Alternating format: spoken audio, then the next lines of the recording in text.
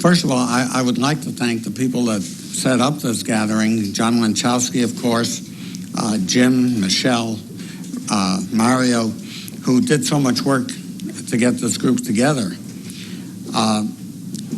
The whole idea of the book was to give the next generation the information that we now have about how the Soviet Union operated its intelligence service against us when we were ostensibly allies during World War II.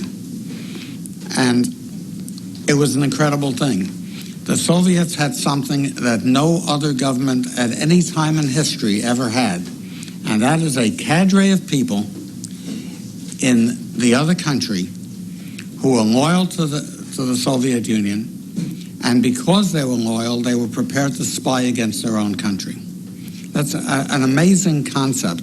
Usually, you can get a spy here or you get a spy there. Sometimes you get a spy for ideology, sometimes you get them for money. But the Soviets got a large number of people on the basis of ideology. Some of these people paid dues to the Communist Party for the privilege of being spies for the Soviet Union. And they were in the most incredible places. I mean, we all know the names of Alger Hiss in the State Department or Harry Dexter White in the Treasury Department. But there were many more. There was Lachlan Curry in the White House, and amazingly, President Roosevelt's closest friend and associate, Harry Hopkins, in the White House. A man who knew everything about everything in the United States government, anything he wanted to know. And his control officer, and we talk about him in the book and the control officer as well, Isaac Akhmerov, who was one of the most amazing men in the history of Soviet intelligence. He was here as an illegal. To the Americans, the American government, he was just a man with an accent who happened to be a businessman in New York and in Baltimore with an American wife. Very nice gentleman. Everybody liked him. He was the illegal directorate for the Soviet intelligence service, at that time called NKVD. We later knew it as KGB. He was the illegal director in the United States. And he handled Harry Hopkins. He met with Alger Hiss. He met with a number of other of the key spies. And we knew about him. We only knew a name. We only knew him as Bill. When Elizabeth Bentley in 1945 told the FBI about her role in Soviet spying, and she said, my contact was a Russian who I only know as Bill. It took years for the FBI to identify that Bill as Isaac Akhmerov. And in the 1970s, Akhmerov, teaching at the KGB school in Moscow, boasted to his class that he ran Harry Hopkins, the most important American agent that the Soviet Union had.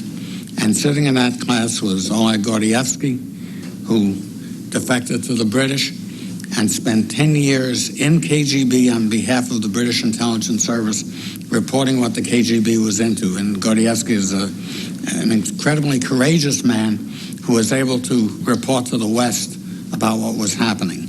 But the interesting thing in this context is he heard Akhmerov talk about Akhmerov's agent, Harry Hopkins. You look at the role of some of these people in very high positions. Why did they spy? They spied because their loyalty was to the Soviet Union. In regard to Alger Hiss, who Novatsky defended for so many years, the document is quite clear. Akhmerov meets with Hiss, who was not an agent of the NKVD. He was an agent of the GRU, the Soviet Military Intelligence Service. And he contacted Akhmerov to say that his handlers, his military handlers, were not treating his information with the respect he expected, and they were paying no attention to important material he had, and could the NKVD take over the transmission of some of this material back to Moscow.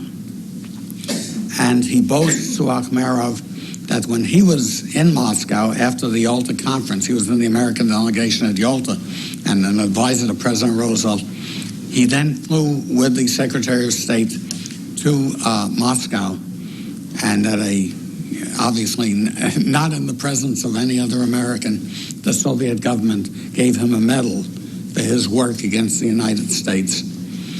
And so Nowatzki would like to defend these people still, but it's embarrassing to him that there are people going into the archives and looking at the materials and actually understanding what these materials mean. Thank you.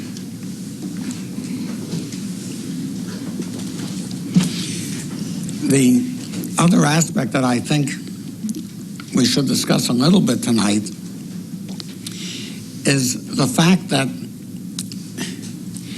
for a long time, Americans were taught that the Soviet Union was our ally in World War II, and if we had differences later, we should never forget that they were our ally.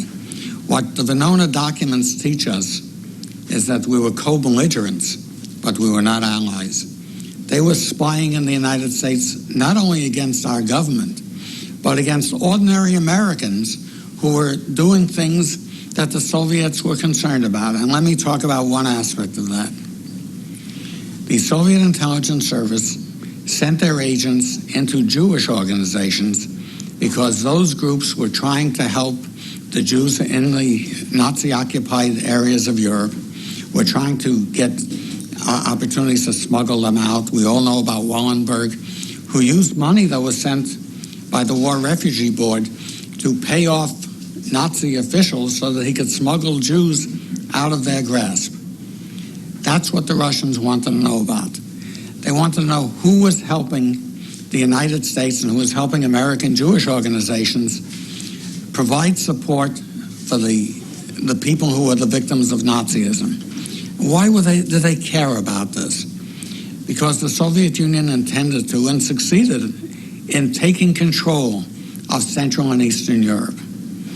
And those people, those who were saved, were people who would be supporters of democracy. And that was their enemy for the future. And so the Soviet intelligence network needed to know who those people are in Eastern Europe who are helping to smuggle out Jews. Who are those people in Eastern Europe who are connected with the Americans so that they can be persecuted after the war? This is an incredible thing. And we see it now in part from the Venona materials because it identifies the people who went in to spy to help the Soviet Union, not to help the United States. And the more we see of this material, and I hope we're going to be seeing a lot more of it in the future, it teaches us that we have to be alert to the fact that a totalitarian regime, whether it's Nazi or communist, can never really be our allies. They are always our enemies because we believe in freedom and they don't. Senator, you mentioned the problem of the New York Times. We went through this 30-some years ago before the founding of accuracy in media, going after the Washington Post and New York Times for inaccuracy and distortion and outright lies. I've seen some of the same radicals now teaching in college who were out there 30 years ago in the streets. Why are we facing the same problem at this point in time? We're facing the same problem because of what you just outlined. That people who grew up in the radical movement, grew up in an anti-American movement, are now in a position to teach others and to spread the lies and disinformation that they learned themselves in the past. That's why it's so important that we have the documentation and we present it in whatever form we can so that people do know the difference between the truth and falsities, and why Victor Nowatzki doesn't like the idea of our going into the archives and finding such material. Because, you know, the concept of knowing the truth will make you free, it is the only thing that will make you free, and we need to know the truth and we need to counter their stories.